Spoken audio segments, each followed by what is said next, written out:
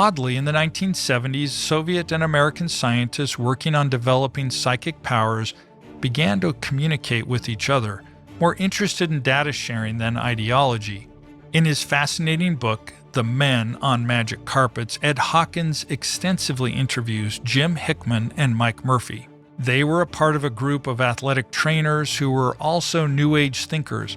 They were men who thought that by exploiting the Eastern mysticism and psychic phenomenon that were making their way through the counterculture, that they could also improve athletes' performances. In the 70s and 80s, they worked with a variety of athletes, but also met with their Soviet counterparts.